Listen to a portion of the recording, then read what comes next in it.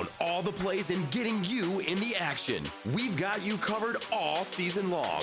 Welcome to the BCSN Nation Podcast, powered by Marco's Pizza. Ladies and gentlemen, boys and girls, welcome into episode number 9 of season 2 here on the BCSN Nation Podcast, powered by Marco's Pizza. Thank you so much for stopping by today. Mike Robb, what is your biggest tip for teams looking to get into the playoffs right now? If you want to get into the playoffs, you got to win. That's simply what it is at this stage in the season. Everything else you got to forget about. It's next man up. You got to step up. You got to listen to your coaches, and you got to pay attention to the game plan because some teams are injured and banged up. And you won't know that if you're not watching film and doing your studying. So take advantages of your opportunities. All right, Justin, you?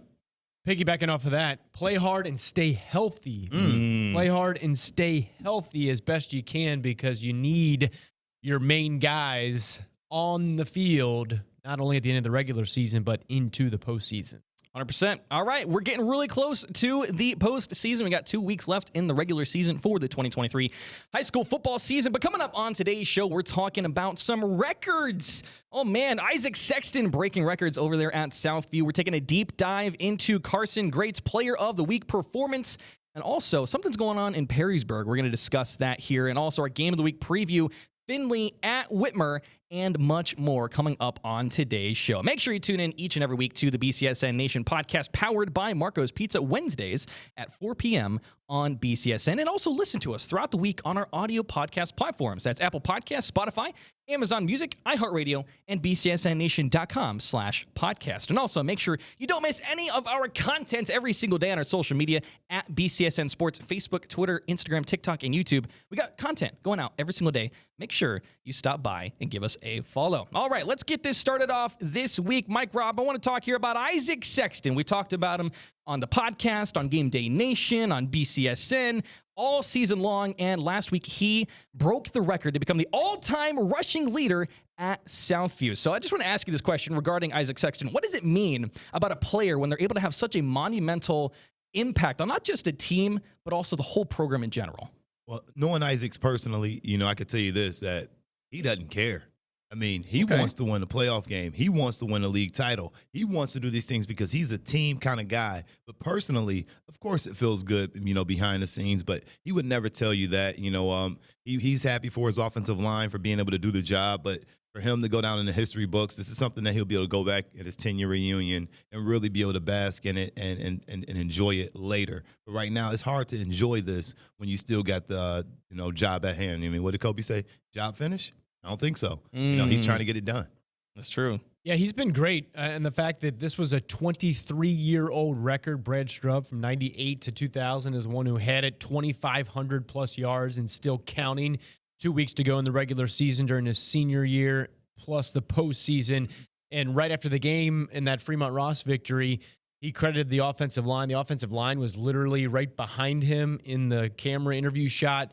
Those guys, Hudson Vance, Josh Adamczak, Brady Zernikowski, Griffin Koch, Jace Rowland. So congrats to all of those guys paving the way, creating those paths, and really getting downhill. A lot of those long runs that he had, they got second-level blocking accomplished, not just taking on the defensive line, but getting to that second level with some of those linebackers there. And when you give him a little bit of a crease, and what I like about Isaac Sexton, he's not just a straightaway breakaway runner.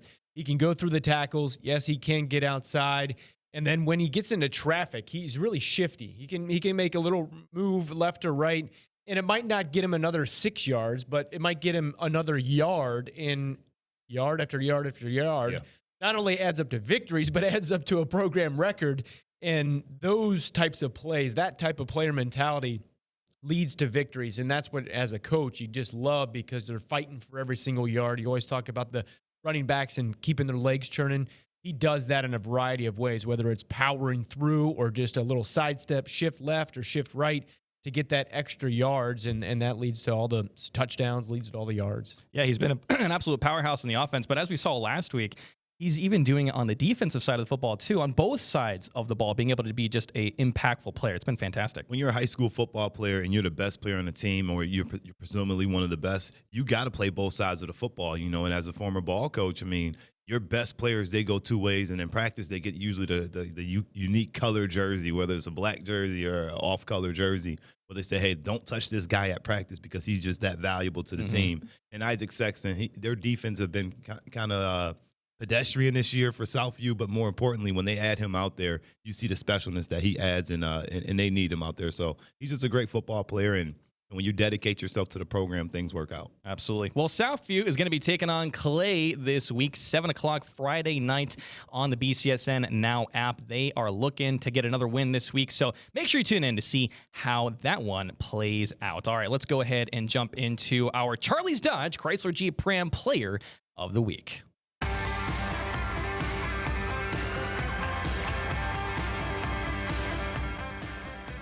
All right, welcome into our Charlie's Dodge Chrysler Jeep Ram Player of the Week here on the BCSN Nation Podcast, powered by Marco's Pizza. Coming to us this week from the Maumee Panthers, it's Carson Graetz. Listen, last week it was a barn burner of a game between Maumee and Rossford, and Carson Graetz went out there and got himself a rushing touchdown, 2 receiving touchdowns, including the go-ahead one there at the end, a 2-point conversion, and the game-sealing INT. I mean, just getting it done in so many areas of the game. Justin, what do we see out of Carson Graetz this week? Yeah, a playmaker. You got to have that guy on your team, or you want obviously multiple guys who can make plays on your team, and Carson Graetz is one of them, considering the fact that he has been in a variety of positions. In talking to Evan Karchner, the head coach for the Panthers, he said that at some point they might have needed to use him as a quarterback because they had Malucci go down earlier in the year. They've gone to a backup quarterback, but if he goes down, Graetz would be the guy in kind of a utility role, whether he's finding a way to pass the ball or just direct snaps and running and trying to find lanes. But you want to get him on the field, is the quote from Coach Karchner. And it's pretty legit. If you have the go-ahead game-winning touchdown and then you seal the deal with the interception to end it in overtime, you talk about a 10-year reunion for Isaac Sexton and kind of basking in the glory. You're going to remember that type of performance ever. He said after the game was his best. I mean, it's hard to argue. That's the best performance he's ever had for the Panthers. Yeah, that's fantastic. You know, and you talk about the resurgency of the Panthers, and he is the catalyst of this, in my opinion. You know, Graetz has been great on the football field. You know, you saw that game over there in Las Vegas and how well he played, and, you know, he shut the place down. I mean, the casino had to shut down because they were just, you know, going crazy over there. I mean, and it was a great game all in all because it wasn't just him. You know, it was the offensive line. It was the defense stepping up. And more importantly, they bottled up that quarterback from Rossford on several occasions. And Graetz' defense on the back half is what really stopped it, you know, and obviously getting that interception at the end of the game was one of the biggest things, and that was our done drive of the week as well. Yes. So it was an amazing performance from that young man, and I expect more and more from him too because he's still got time to go. Yeah, and keeping in mind that Rossford came into this game with 1 win, and they were challenging Maumee, a team that has the chance to go 6-4 now, and they the coaches questioned some of those seniors on Maumee's team, like, hey, it's time to put up or shut up here, kind of thing. Like, you guys are clearly the better team, not only in paper but on the field, but they just weren't playing like it. They weren't playing the way, and you get susceptible to, okay, we're going against a team who has 1 win going into week 8. But it just shows you, it's what you preach time in and time out as a coach. No matter what, you got to show up and play your A game. And they got lucky in the sense of they made the plays at the right time. It didn't get too far away from them that they couldn't come back. But at times, you thought that, oh, man, Maumee might be dead in the water. But credit to them for battling through that adversity of being down, and they made the great plays, including Carson Graetz. They did. They went to overtime. Final score, 50-42 for Maumee. Coming up this week, Maumee has Fostoria in week 9. What are we looking at? Do you think Maumee gets the W this week? Maybe looking for a 6-4 final regular season run? Well, after a game like that, you expect Maumee to come out here, you know, firing on all cylinders. You know, they'll go back to the film and they'll correct some of the small things. But one thing they're going to say is, hey, we got to get the ball in Graetz' hands a little bit more, whether that's through jet sweeps. Maybe it is what Justin's talking about, getting him some snaps at quarterback and letting him run some QB powers or some quarterback ISOs and just letting your best player touch the football. So super excited about this game. I think Maumee should be able to handle themselves. Yeah, they're definitely going to beat Fostoria. And then Otsego's 2-6. Otsego, you know, one of the better 2-6 teams out there because they play some top-tier talent throughout not only the Northern Buckeye Conference play, but if Maumee wants to get into the postseason, the top 16 teams make it. They're 15th right now in their region, and they got 2-6 teams in Fostoria and Otsego to finish it out. So you got to beat them. Yeah. And then you got to cross your fingers for some help there, in the sense that, you're not going to get any help from beating a 2-6 team, in the sense of getting extra second-level points as it goes into the playoffs. But you got to win as opposed to lose. So I think last week we saw Whitmer beat Northview, and they dropped in the region rankings because of the level of opponent that they just beat. But Maumee has got to win these last 2 games to have a shot at the postseason. Yes, and we will see. So make sure you tune into that game this Friday at 7 o'clock on the BCSN Now app. Let's see what happens with Maumee moving forward. All right, let's shift gears here. Let's start talking a little bit about Perrysburg, because this has been an interesting one to observe here. They're currently on a 2-game losing streak. They've lost big NLL games against Whitmer 25-15 and against Findlay last week 42-35. After, by the way, starting the season 6-0 and looking like a powerhouse team. Last week against Findlay, this was a really back and forth game. Haymaker for haymaker, touchdown versus touchdown. But with 7 minutes left in the game, Perrysburg had an opportunity to get back on the board with another touchdown. They were in the red zone, and it ended up being turnover on downs. 3 straight attempts to Gavin Finnegan from Josh Tackett's and no connections. Turnover right there. Findlay goes down, gets a score, and they get the win 42-35. What are we seeing right now, Mike Robb, from Perrysburg's side of the ball? Perrysburg is just a young football team, and they've been young all year long and battling injuries and being banged up a little bit. This is what you expect. They weren't expected to come out and be as good as they were out the gates. In this young football team, sometimes you get a little slump going down later into the season. But this is a team that's coming back with about 90% of their starters next year, losing a few guys. But more importantly, this is a young team learning how to win. They're still going to make it to the playoffs. They're still going to have a shot to get an upset in somewhere in the rounds. But, when you're playing up against another quarterback and another team that's a little bit older, and this is why I've always had Findlay towards the top and never took them out my top 5, a little hint there early, but I've never taken them out because when you got a quarterback as good as Ryan Montgomery, he doesn't make the same mistakes. You're going to have to out-scheme him and out-coach him. And when you give him an opportunity to go down and put the nail in the coffin, he's going to go and do it. Yeah, Perrysburg got a few things going against them in recent weeks. Injuries have plagued their offensive line. That's not excuses. It's just facts. Sure. And Coach Dirk Connor was saying, you got 5 starting spots on the offensive line. He said we have like 6 or 7 guys right now that we are comfortable putting in. So that's not really going too deep at every single position. No. It's not. That's math.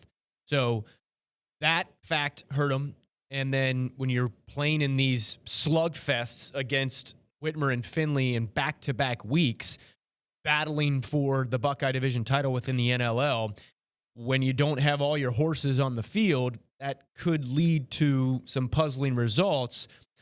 And keep in mind, you already read off the final scores. It's not like they're getting lambasted here. Right. They lost by 10 and a crucial turnover deep in their own territory against Whitmer a couple weeks ago.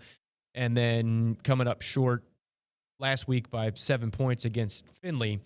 But Coach Dirk Connor, one, not going to make excuses. 2, will tell his team to look in the mirror. You can't have 4th and short penalties where a team's trying to draw you off sides and you just give them the free first down. You can't have costly penalties. They did a lot of things right. Sam Lawatson, credit to him. He struggled in punt returns against Whitmer, but then he comes back on punt block and blocks a field goal, I should say. Blocked field goal. And then his teammate Ian scoops it up and takes it 88 yards. So at that point, that looked like to be a turning point in the game. Yes. But Perrysburg couldn't seal the deal. Credit to Findlay for battling back and coming through. And for Perrysburg, they're going to win their Week 9 game against Springfield, but they're going to need to win against Anthony Wayne. That game is at Perrysburg in Week 10. If they don't win that game, they're likely on the road for their first playoff game. And when you're talking about going on the road in Division I in that region, you're going up against top-tier teams in those top 8 seeds. So that's something that if you're looking to advance in the postseason, you want to avoid that.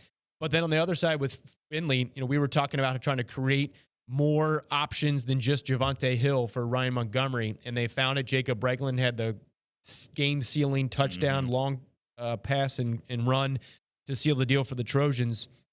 But they have kind of planted their flag a little bit. And talking to Coach Stephen Adams earlier this week, it is a little bit of a validation win because this is the third year in the system, and a lot of things are coming together. Everyone's kind of buying in, and they say, oh, if we do this, we can win games. We can stack wins over and over again. We can compete. We can win against not only the bottom tier of our league, we can win games against the top tier teams. We can win games on the road against top tier teams. So Coach Stephen Adams, credit to him and his coaching staff. And when you got a signal caller like Ryan Montgomery, and Mike Robb, you've echoed this many times, he's a junior, people. He's a junior. Absolutely. He's another season coming of him. So a lot of talent on that side of the ball. CJ Reed-Tisdale, big time game out of him. Pass breakups, going up against Gavin Fennekin, one of our top playmakers in the area. Not an easy task in the red zone where you got to come up with a stop defensively, and the Trojans did, and CJ had a great game. Yes, and we'll have more about Findlay here coming up in our Game of the Week preview later on in the show. But we're going to keep it locked to Perrysburg. We're going to see what happens here in the last 2 weeks of the regular season. What are they going to be able to do? We will find out. All right, let's jump in now to our clip of the week.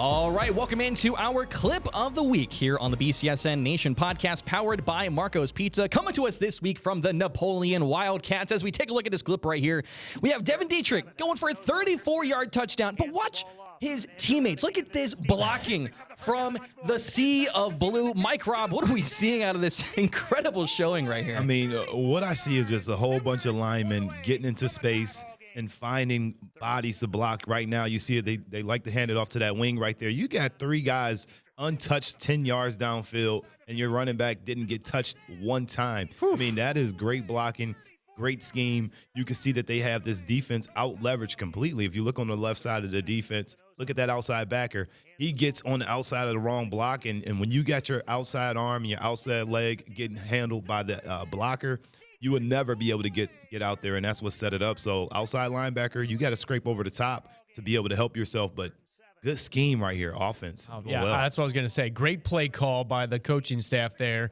And then if you're Devin Dietrich there and you see four of your boys plowing away, I mean, you're Convoy. Like, I better get to the end zone right there. I better get to the end zone because that is just, I mean, look at it. It looks like it's out of a movie in the sense of, all right, we are coming for you.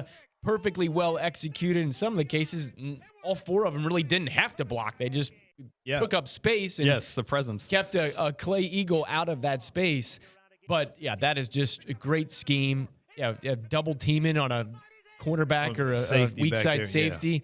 Yeah. I mean, or a strong side safety. I mean, just fantastic. That's one of those ones where you're up in the booth if you're an offensive coordinator. You really don't have to say anything. You're just kind of smiling ear to ear. That's fantastic. And not only keep in mind this is the first quarter and this game went forever. So long. Forever. Like Scotty Smalls in The Sandlot, forever. I just misquoted. That was Squints from Sandlot. But the fact that this game went to triple overtime and Napoleon not only made this play, but they ended up winning the game. Yes, 35-34 was that final score there. An incredibly tight game between Napoleon and Clay. And they've got Bowling Green coming up this week, so we'll see how Napoleon fares moving forward. All right. RPO. Yes, run people over. All right, coming up this week, we've got our football games. We've also got our student sections. And this week, we're headed out to Central Catholic for the Irish Nation. You guys are our Central Catholic Irish Nation Unison Health student section of the week. Congratulations to you guys out there. Listen, I have seen all of your stuff, Central Catholic. I've seen your comments on Instagram. Don't think I don't see you guys talking. You're like, come on, when's Central Catholic going to win? I saw you guys. Don't you worry about it. Congratulations. You guys have been killing it all season long, and we'll see you this Friday with the belts. If you guys want to have a chance to win the Unison Health Student Section of the Week, then make sure to send us your photos and your videos on social media, tagging us at BCSN Sports, and use the hashtag SSOTW for a chance at the Unison Health Student Section of the Week. All right, let's switch gears here. We had this a few weeks ago.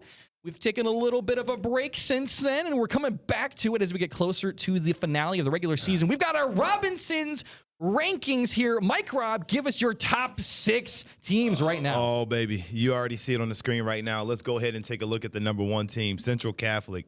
Steamrolling everybody. Justin asked me about people lining up in front of them. And I'm like, yeah, they'll line up in front and they'll get bowled over. And that's exactly what's happening. And it's going to continue to happen all the way until Central Catholic win that Detroit City League title out there at Ford Field. And then you look at Whitmer. Whitmer, they've played up to expectation in the second half of the season. They've played tough competition. They've stepped up. They played well. Brady Ford is getting it done, and the teams that they're supposed to beat, they're beating. And the teams like Perrysburg, we'll see how they play versus Findlay. They're doing their job, and they got the better players, in my opinion. So they should win. So it's a Whitmer kind of deal. They control their destiny. Findlay has not left my top 5 for a reason, because Ryan Montgomery, I have not lost faith in that football team. He's one game away from just lighting you up, throwing it for the first down, and then throwing it for the touchdown. I think they're going to have a really, really good game this week. So keep your eyes there on Findlay to mix some things up. Perrysburg still stays in my top 5. As long as they're still playing great football, as long as Dirk Connor's still their head coach, guess what? I got faith in this football team. Mike Ward does an excellent job. I'm sure he was not happy about what happened on Friday night, and so I'm sure that he's already got this game plan schemed up for this week and the next 2 weeks, because I can guarantee you they're looking forward to week 10 already. And then you look at Whiteford. You can never count the Bobcats out. Don't ever think I'm taking them out. As long as Teakin is undefeated, we're keeping that man around. He's hanging in that top 5. And then Anthony Wayne. Again, I had to mention them because they've been my dark horse team all year long. And I won't backpedal from that, because they're the team that can upset anybody. We've seen them upset the Trojans. Now they're trying to find their way to get a few more to make their season a little bit better here. So that's my top 6 teams. Justin, what you think? Yeah, I agree with all those. All very, very, very good teams. I'll kind of just mention some more just to piggyback off of some of that, to give some shout-outs and give some flowers out, if you will, across the Northwest Ohio area, because as we approach the postseason, some of those teams will be facing teams outside of the hyperlocal Toledo BCSN market. So Central Catholic, Whitmer, Liberty Center. I'm telling you guys, they're a real deal. Liberty Center real deal is phenomenal. I mean, their offense and defense, when you beat your rival 62-0, Liberty Center, I guarantee they're going to the regional finals. Perkins, we've talked about them a couple times on the podcast. Perkins is legit number 2 in the state right now in Division 4. Anthony Wayne, Whiteford, Oak Harbor shut out Genoa last week, 21-0. Oak Harbor in Division 5. Findlay, Tiffin, Columbian. Columbian put another solid season together. They are in Division 3, possibly an opponent for Central Catholic in the postseason.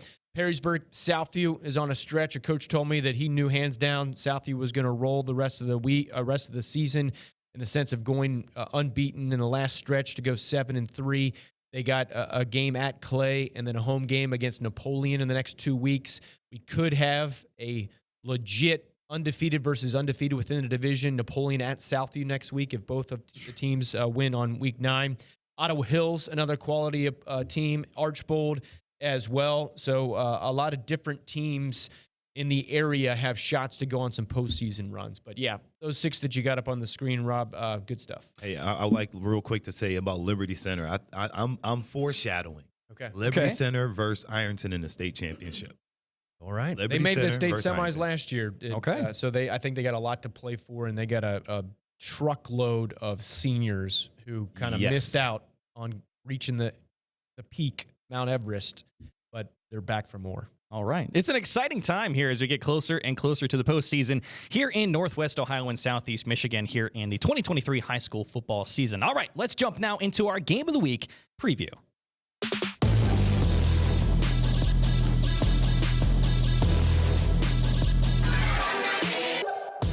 All right, welcome into our Game of the Week preview here on the BCSN Nation Podcast. Excuse me, powered by Marco's Pizza. The Game of the Week preview brought to you by Dunn Chevy in Oregon. This week, we've got the Findlay Trojans on the road at the Whitmer Panthers. Friday night, 7 o'clock on the NLL Network. The Trojans 6-2 on the season. The Panthers 6-2 on the season. Findlay, as we talked about earlier in the show, coming up on a big win last week against Perrysburg. And man, this is a really, really interesting situation that we have this week. Whitmer coming off a huge 42-0 win. So both teams riding high as we go into this week 9 matchup. But even bigger than that, we've got Findlay right now. It's 2-1 in the Buckeye division. Whitmer 3-0 in the Buckeye division. But on the outside of this, Anthony Wayne 2-1. So in a situation where Anthony Wayne wins and Findlay wins this week, we could have a 3-way tie for first in the Buckeye division heading into the final week of the regular season. Just an interesting thing to note right there. But what will we have in this matchup, Justin? Well, these are pretty even teams based on the stats I'm about to give you. Both teams have 6-2 records. Both are rated 4th and 5th in Division I, Region 2. The ratings 18.61, 18.56. So that's pretty darn close. And really, this game will decide, in my opinion, prime position to host not one, but 2 home playoff games in the first and second round, the winner of this game. I think there are some scenarios where, regardless, both of these teams could host first-round games, but you're in a much better position with a week to go if you win this Week 9 game to get into that top 4, because those top 4 seeds are going to be the teams that host 2 first-round games. But as you look at the personnel for these teams, Mike, Rob, the Whitmer balance, Coach Ken Winters told me earlier this week that really around Week 4 is when they started to solidify that offensive line, gelling together, communicating, making the appropriate blocks. They knew that they were going to have some sophomore running backs that they'd have to break in, Joey Morales, Jaden Jones. They didn't have that varsity level experience going against top-tier teams and the expectations that come along with that. But they found Joey Morales, they found Jaden Jones to emerge and to become playmakers as opposed to a body that you hand the ball off to and just cross your fingers kind of thing. They have found their balance, and Morales has been great. He scored 4 touchdowns midway through the season in one single game. And then Brady Ford hooking up with Logan Frank. And Ken Winters said there's no bones about it. They're not going to try to hide anything. They want to run the ball first and run the ball the majority of the time. He said if Brady Ford drops back 15 or 16 times and completes 9 or 10 of them, that's our recipe for success. We'll lean on those points that we can get with that type of scheme. And then our defense with Napoleon Jemison and Jason Kelly. Stephen Adams said, Jason Kelly is just wreaks havoc to an offense. And then he said he was really impressed with Napoleon Jemison as well, in the sense that he just moves everywhere. You never know where he's going to line up, and he makes an impact on the game each and every play. Yeah, I agree with you. And when you talk about the Whitmer's offense, that's exactly what they want to do. They want to run the football. They want to RPO. They want to run people over, but they also want to pass the ball, because they do have Logan Frank. They have Waddell. They have guys on the outside that are true playmakers. But the key for Whitmer is, can Brady Ford run the football effectively enough? Because Stephen Adams is a run kind of guy, so they're going to key in on the run, and they're going to stop the run, or they're going to try to at least, and slow down Morales and company and Jones in the backfield. But the game breaker is going to be if Brady Ford can get outside that pocket when he drops back and they double team and Logan Frank. Can he run and get to the outside and get about 20, 15 yards or so on these big plays? Because he's done it before. But running the ball, controlling the clock, and keeping the ball out of Ryan Montgomery's hand is what's going to be the key. And for the Trojans offense, they're going to just have to come out here and light up that secondary, because they've shown opportunities where they haven't been so great on the back half. But when you have the pressure up front with Kelly, when you have Napoleon Jemison and those guys, and maybe we'll see Carter Lowe one of these days pop on that defensive line, because they can absolutely use him to stuff the run as they get closer to the playoffs. So this is going to be a big offensive battle. It's going to be a schemed-up game where the coaches are going to have to step up and say, hey, we got to take away the best thing you do. And if I'm Whitmer, I'm looking at the game plan that Anthony Wayne had, because remember, they held Ryan Montgomery to under 60 yards passing. And if you can do that, then you're going to be just fine. But you're going to have to worry about Nate Regal and those guys, too, on the defensive side. Yes, we got a big matchup this week, but we've got other games coming on. Mike, Rob, and Justin, we've got all kinds of games going on. Justin, what else do we have this week? Real quick. We're running out of time, so here we go. We got, in addition to this game we've been breaking down, we also got Southview at Clay. We got Fremont Ross Waite, Napoleon Bowling Green, Montpelier at Ottawa Hills, Genoa Rossford, Fostoria Maumee, Sebring at TC, Clyde Huron, Perkins Sandusky as well. So plenty of matchups. They're going to have playoff implications, league and conference titles on the line as well. So we'll have it all for you on the BCSN app, NLL Network, BCSN, Game Day Nation, Mike, Rob, Mike Jewell. back in the booth with Joel as well. Yes, it's going to be a big action-packed Friday night. Thank you guys so much for tuning in today. Make sure to stop by next week on BCSN, Wednesday, October 18th on BCSN 4 o'clock for the next episode of the BCSN Nation Podcast. We got the ball. We're having a good time. We've got all kinds of games this week, and we'll see you next week.